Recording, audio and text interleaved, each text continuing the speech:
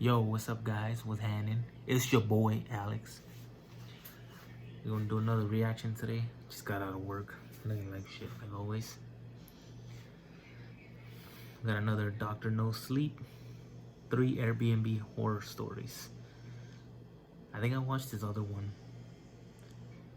a while back. I don't think I uploaded because I don't think the computer screen record the whole thing. Which I'm not gonna react to it now because it's gonna be fake. Y'all ready? Because I'm not. Let's do this.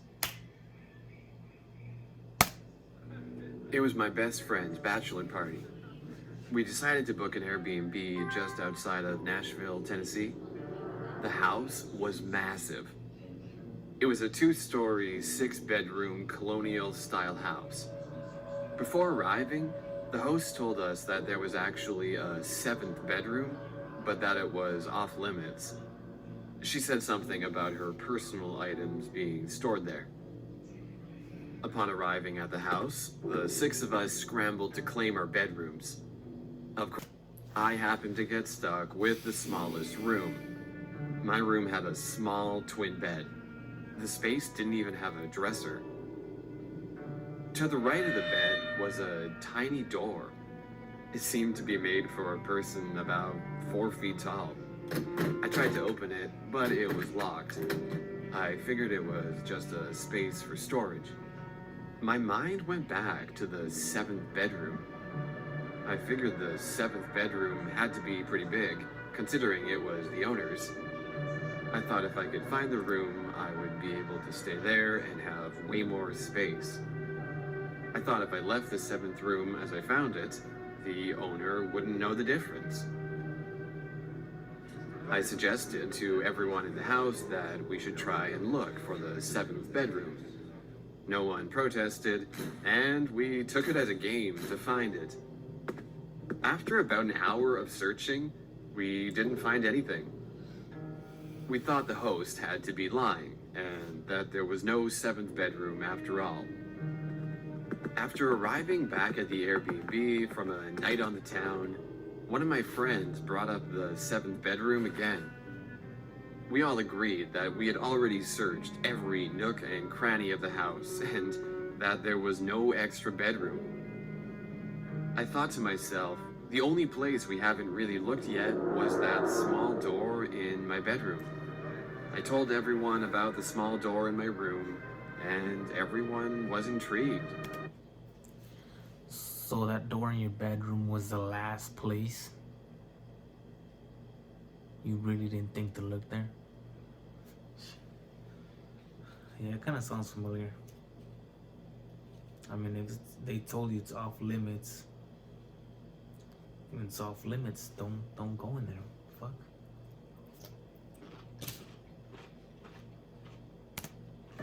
I led everyone to my room and showed them the weird 4-foot door. One of the guys tried pulling on the handle, but it was locked. The lock seemed really simple, and it looked like a coin could unlock it. Sure enough, we tried to unlock it with a quarter, and it unlocked. The door opened and revealed a passageway. Everyone was in awe. I was too tall to walk through the opening, so I got on my knees and began crawling through the small door. The corridor in front of me was about 8 feet long. The end of the pathway opened up into a room. I thought this has to be the 7th bedroom. So many questions were running through my mind. Why didn't the bedroom connect normally to the rest of the house? Why was there this weird corridor that connected to it? I crawled to the opening of the room and... I got a question for you. Why are you down there when they told you it's off limits? Everything was pitch black. I moved my hand along the wall and felt a switch. I flicked the switch and the room illuminated in front of me. I was shocked at what was in front of me. Creepy looking dolls surrounded me. There were dolls on the walls and in every corner of the room. They were all different shapes and sizes. The weirdest thing was that there was even a doll tucked into a small bed in the center of the room. My friends were in quick pursuit behind me, and they all had the same reaction as they entered the room. For the rest of the weekend, let's just say I slept on the couch. That wasn't too scary. I had just moved out of my small single-bedroom apartment. I signed a lease to move into a larger unit in the same complex, but my lease didn't start for a few days.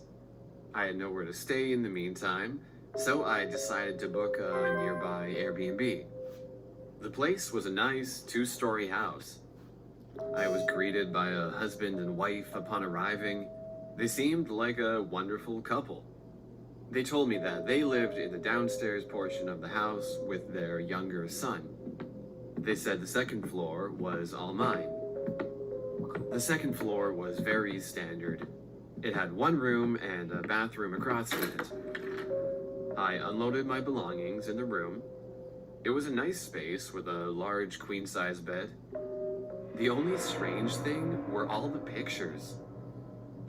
On both nightstands and the dresser, there were pictures of the same kid.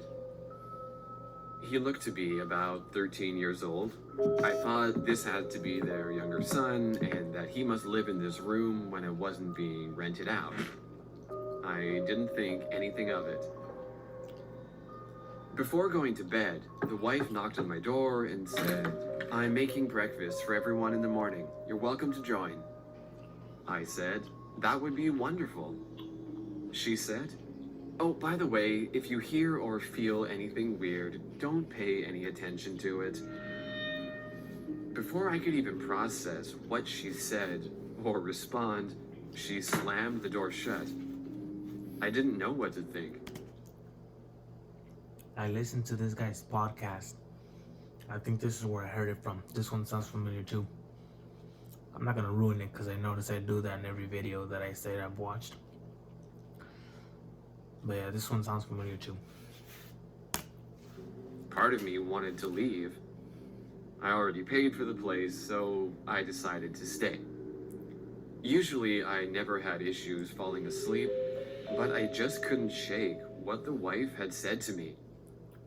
I pulled out my iPad and watched Netflix. This was the perfect distraction. Sound effect. Finally, I fell asleep. In my dreamlike state, I felt my bed covers getting pulled off of me. I sat straight up. The covers were pulled completely off of me. They were in a heap at the base of the bed. I was shook. My whole body was shaking in fear. The room also felt extremely cold all of a sudden.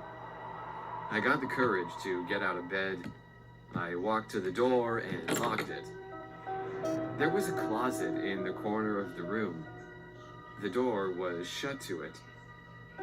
I vaguely remembered the closet door being wide open before I fell asleep. I made my way closer to the closet.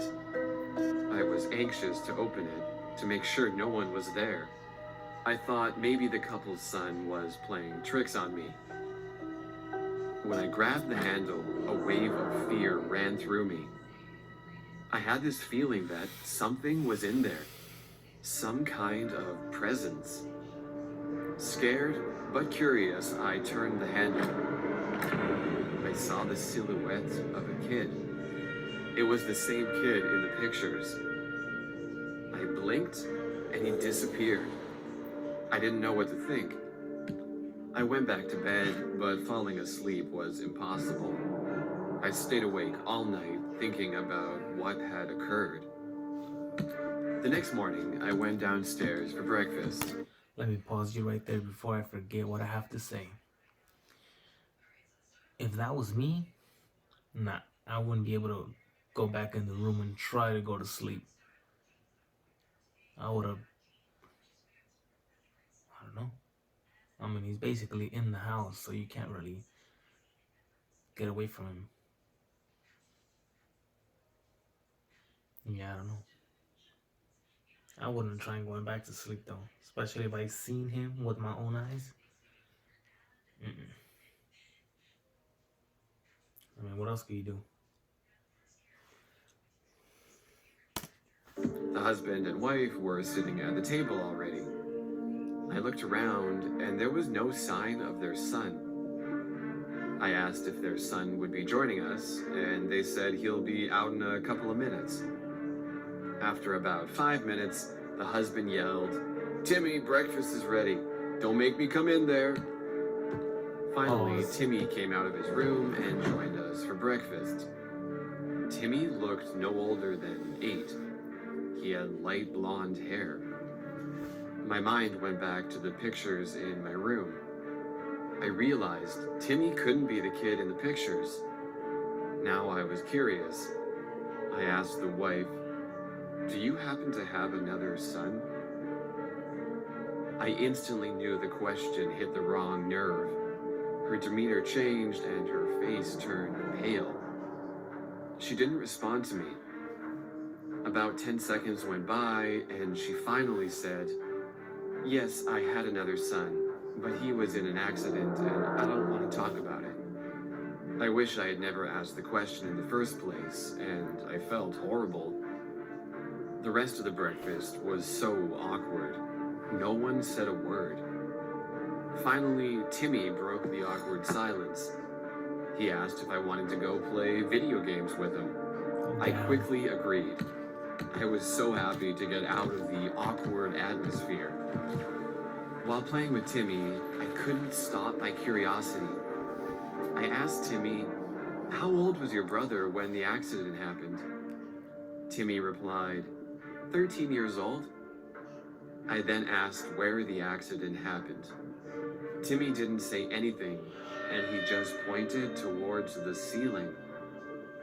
My stomach dropped. My room was right above us.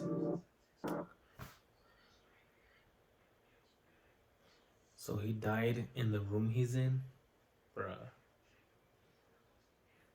That makes it even scarier. I'd have been like, hey, let's switch rooms. I mean, I don't even know if that will help, but just knowing he died in the room you're in. Damn, I'm tired, bro. I'm falling asleep.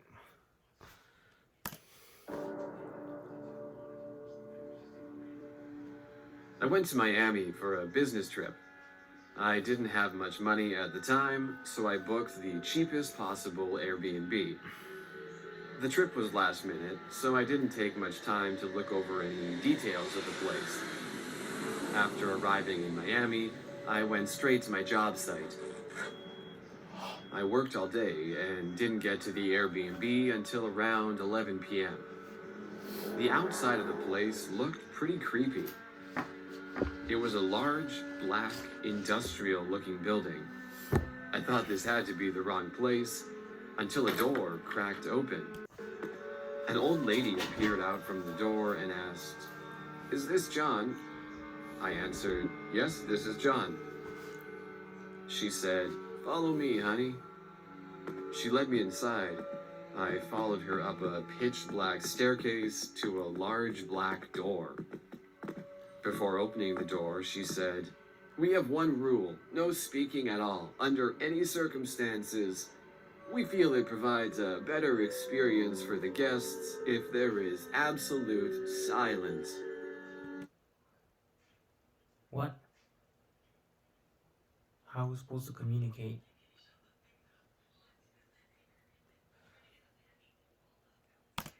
I thought, what did I get myself into? What Right? kind of place is this? She opened the door and my jaw dropped. There were 10 beds sprawled across the floor about a foot apart. All the beds were occupied besides one in the middle. I thought this was some sort of bad nightmare. I thought back to when I booked the Airbnb, and I remembered it had said, "Open plan apartment." I had no idea this is what it meant. Before the old lady could say another word, I left as fast as possible. Thanks for watching. You can watch a similar video here. And don't forget to subscribe and hit that notification bell to stay tuned for more videos. Well, I thought that last one was gonna end differently.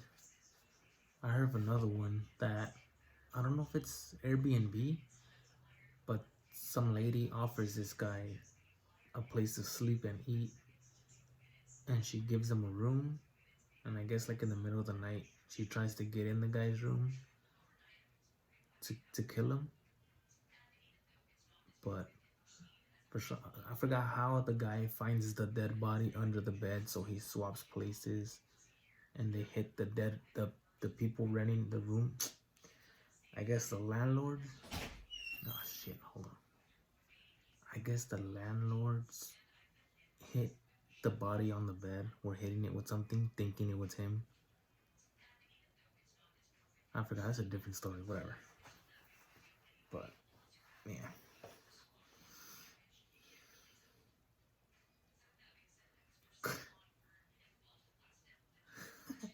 I'm reading this comment.